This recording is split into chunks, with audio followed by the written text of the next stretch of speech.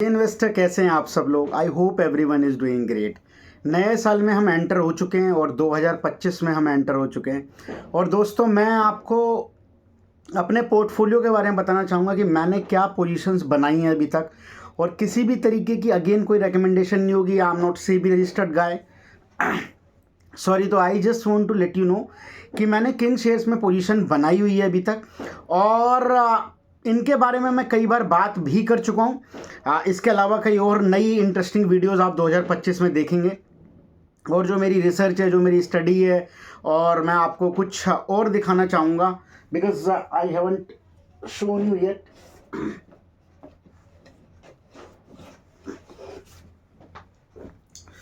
दोस्तों you can see a book, this is a book, sorry, what is that? It is a book. Its name Common Stocks and Uncommon Profits. This is a book read by Warren Buffett. अगर आपको Warren Buffett के बारे में नहीं पता है, investing दुनिया में जो लेजेंड माने जाते हैं, तो उन्होंने इस बुक को रीड किया था। इस बुक्स की स्टडी चल रही है अभी।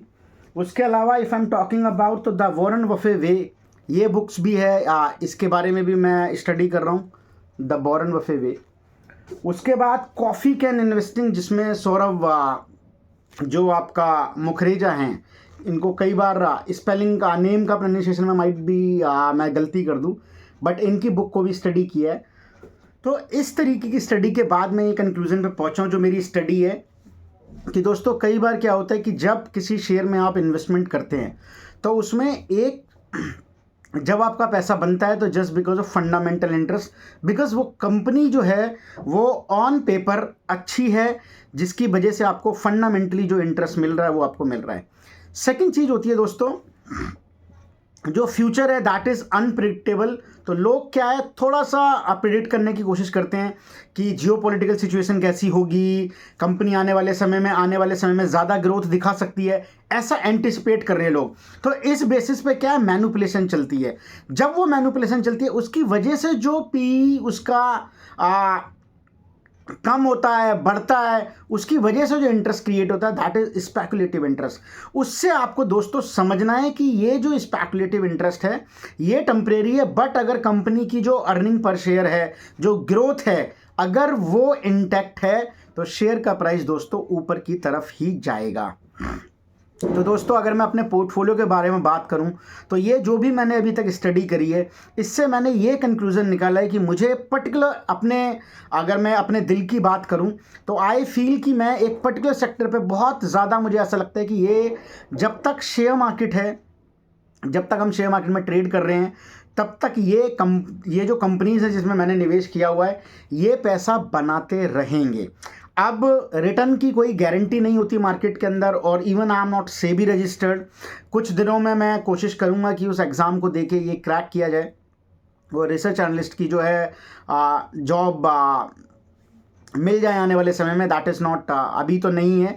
और सेकंड, मैंने अपनी वाइफ को रिमाइजरी बना दिया एंजल वन में। तो एंजल वन में अगर आप मेरी वाइफ के थ्रू, या मैं रेफ़र करता हूँ आपको, जो है लिंक आपको यूट्यूब चैनल पे दिख जाएगा, वहाँ पे कॉन्टैक्ट डिटेल्स भी पड़ी हुई है। If you have any question you can just message me on मतलब व्हाट्सअप, और आप वहाँ पे कमेंट सेक्शन में भी अपने क्वेश्चंस डाल सकते हैं।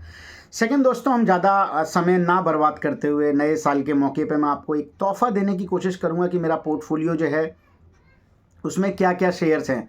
तो दोस्तों पहले शेयर का नाम बताऊं मैं, तो मैंने पहला शेयर जो है उसको BSC को बाय किया हुआ है।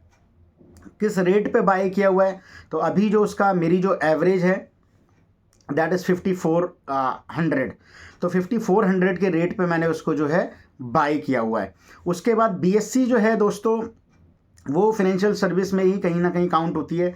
सेकंड अगर मैं बात करूं तो MCX, उसको भी मैंने बाय किया हुआ है, जो कमोडिटी प्लेटफॉर्म है जहां पे आप एक्सचेंज करते हैं, तो आपका सिल्वर है, गोल्ड है, ये जो ट्रेड होता है। उसके बाद दोस्तों अगर मैं तीसरी कंपनी की बात करूं तो CDSL। दोस्तों CDSL के बारे में एक डिटेल वीडियो भी बनाया था जिसमें मैंने बताया था कि मैंने ऑलमोस्ट 2 लाख रुपए वहाँ पे इन्वेस्ट किए हुए हैं। उसके बाद केफिन टेक 980 का शेयर 1600 पहुँच गया, वहाँ पे मेरी इन्वेस्टमेंट है केफिन टेक में। ये 4 शेयर हो गए। उस 4 शेयर, अगर मैं पांचवे की बात करूं तो जैसे मैंने अभी आपको रेड टेप में पोजीशन बनाते हुए एक शॉर्ट वीडियो बनाया, तो वहाँ पे रेड टेप में मेरी बाइंग है। उसके बाद अगर मैं 6th शेयर की बात करूं तो KRN हीट एक्सचेंजर, जो आपका जो कूलिंग वगैरह के लिए कुछ आइटम बनाती है, और कमर्शियल जो उनका बिजनेस है वो बहुत बड़ा है। अभी उनका बिजनेस जो है वो जो हम अपने पर्सनल यूज़ के लिए एसी वगैरह लगाते हैं, इसमें उतना बड़ा सेगमेंट में वो काम नहीं करते हैं। बट अगर मैं बात करूं तो रेल में, मेट्रो में, ट्रांसपोर्ट में, ट्रक वगैरह और जो ऑफिसेज वगैरह में, वहाँ पे जो ये कूलिंग जो आइटम्स होते हैं रेफ्रिजरेशन वगैरह के लिए, वो बनाती है। मुझे ऐसा लगता है अभी 3 महीने में 3 गुना पैसा कर चुका है केयर एंड हीट, आने वाले समय में और करेगा। और आई एम प्रीटी श्योर कि ये अच्छा बिजनेस है, और अभी इन्होंने कैपेसिटी को भी इंक्रीज़ किया है। डाइकिन जो है इनका एक बड़ा कस्टमर है, और धीरे धीरे ये और भी कस्टमर के लिए काम करने स्टार्ट करेंगे अगर ये कैपेसिटी को बढ़ा रहे हैं। उसके बाद दोस्तों मैं बात करूँ पीजी इलेक्ट्रोप्लास्ट, इसने भी जो है पहले 4,000 का शेयर था, देन आई थिंक स्प्लिट या बोनस अनाउंस हुआ 1:10 के रेशियो में, मतलब 1 के बदले 10 शेयर। तो शेयर जो है घट के 370 या 380 के आसपास आ गया था, देन वो 1000 को टच कर गया, अब फिर 980 के आसपास ट्रेड कर रहा है। और अभी कंपनी जो है ईवी सेगमेंट में बात चल रही है कि वहाँ से जो है रेवेन्यू को जो है वहाँ से रेवेन्यू जनरेट होगा, और कंपनी जो है अपने रेवेन्यू को डबल करने की बात कर रही है मैनेजमेंट की। विकास गुप्ता जी जो है इसके आई थिंक एमडी हैं, जिनका मैं इंटरव्यू सुन रहा था, तो मुझे बहुत ही पॉजिटिव लगा उनका इंटरव्यू, और आई फील कि ये अच्छा करेगी आने वाले समय में दोस्तों। सॉरी, उसके बाद अगर मैं बात करूं तो मैंने और कौन सी कंपनी बाई की हुई है, तो उसके बाद अगर मैं बात करूं तो कंपनी है आपका मोतीलाल ओसवाल।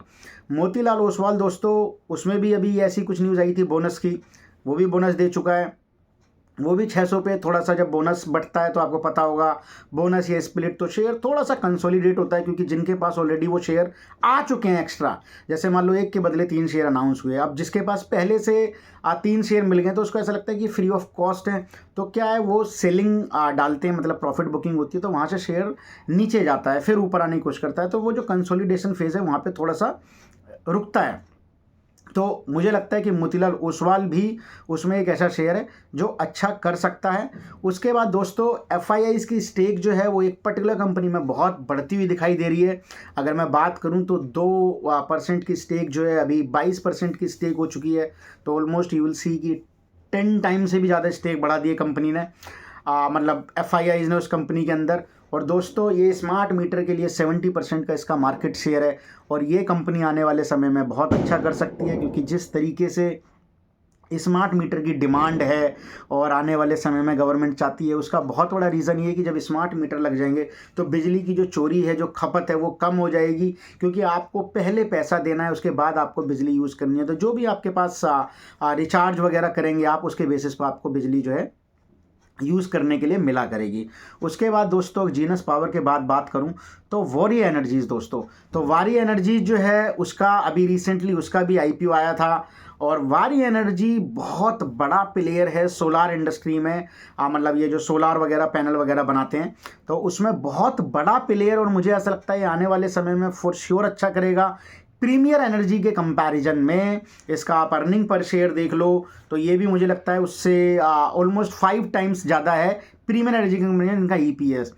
ऑर्डर बुक भी बहुत अच्छी है, मार्केट कैप भी बहुत इंटरेस्टिंग है, तो इस शेयर को मैंने अपने रडार में क्या इसको मैंने बाय कर लिया है।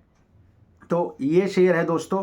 उसके बाद अगर मैं बात करूं कौन सा शेयर और है, तो मैं आपको 1 मिनट देख के बताता हूं और कौन सा शेयर बाय किया हुआ है मैंने।